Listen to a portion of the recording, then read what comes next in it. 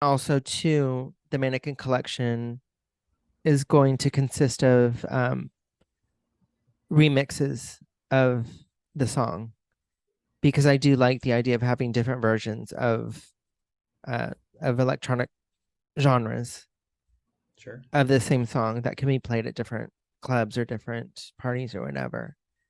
So one of the other ones that we're going to have is going to be like a heavy techno version. Postmodern Sleaze is going to be doing that. She's my friend. And so far we have a disco version that's going to be released. Nice. Still waiting for that from Damien. Any truth to the rumors on the Max Jason collaboration? Mhm. Jason Ward? Yeah. Yeah. You guys Yeah, gonna collaborate actually and do a song together? he might actually do a version of another song that we had talked about working on together, which might be a little bit like a little bit rock Yeah. guitar. Yeah, because you know his style. It's Yeah. yeah. So yeah, that's gonna be for probably the next single that's gonna be coming out. So I do have a schedule of different songs that are gonna be released.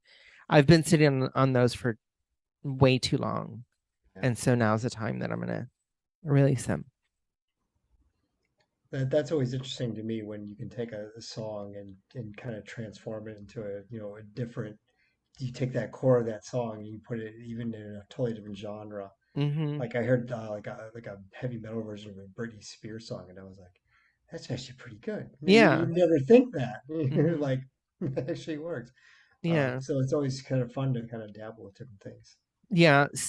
Specifically, like in the '90s, you know, for instance, yes, Madonna. I always listen to her, but she would release a song, but have remixes. There, many, I don't know, people nowadays might not know what a maxi single is, but it's Right. a song that has it's the same song, but there's different remixes of it, and it's totally different. And then there was actually a time in the '90s and early 2000s that record labels would produce different versions, like R&B version and a rock version and dance version, and it was specifically so that that same song could be, played in different on radio stations, different audiences, Yeah, well, and and certainly someone like Madonna has played with different genres. She's done like pop, she's done stuff that's been more like, techno influenced and mm-hmm, yeah, so she's kind of dabbled in different genres of music yeah. throughout her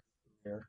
So that's always inspired me. Like I want to have my songs like that to be heard that way. Um, so that's why remixes are a big deal to me.